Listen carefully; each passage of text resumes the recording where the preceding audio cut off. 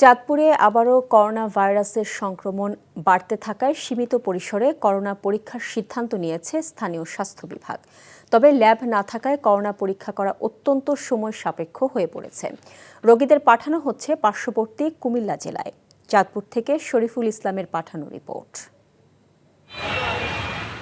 চাঁদপুরে ২০২০ সালে সাবেক মন্ত্রী দীপুমণি ও চাঁদপুর মেডিকেল কলেজের যৌথ উদ্যোগে দীপুমণির বাসভবনে তার বাবার নামে RT-PCR ল্যাব চালু করা হয়।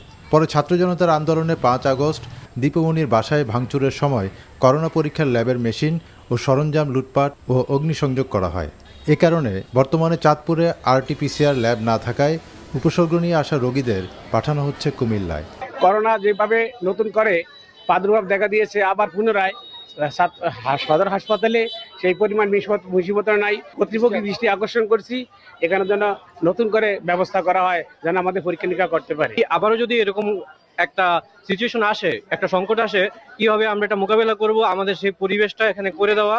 এখানে PCR ল্যাব নেই, করোনা আর স্যাম্পল সংগ্রহ নেই, এখানে করোনা টেস্ট করার কোনো ব্যবস্থা নেই। তবে করোনা সংক্রমণ প্রতিরোধে সব রকম প্রস্তুতি রয়েছে বলে দাবি করেছেন চাঁদপুর সরকারি হাসপাতালের তত্ত্বাবধায়ক। এই মুহূর্তে চাঁদপুরে কোনো PCR ল্যাব নেই। যে আগে বেসরকারি পর্যায়ে একটা ল্যাব ছিল, যেটা এখনো সচল নাই। এই বিষয়টা আমরা আমাদের ঊর্ধ্বতন কর্তৃপক্ষকে জানিয়েছি। আইসোলেশন ওয়ার্ড আমরা এখনো চালু করিনি, কিন্তু আমাদের প্রস্তুতি আছে। রোগী আসলে আমরা আর কি যে করতে আমাদের যে পরিকল্পনার মধ্যে আছে, আমরা কোন ওয়ার্ডটাকে করব, কিভাবে করব। নিজের বাসায় RT-PCR ল্যাব স্থাপনের জন্য সাবেক মন্ত্রী দীপুমণি সহ অভিযুক্তদের শাস্তির পাশাপাশি নতুন করে করোনা পরীক্ষার জন্য দ্রুত ল্যাব স্থাপনের দাবি জানিয়েছেন ভুক্তভোগীরা।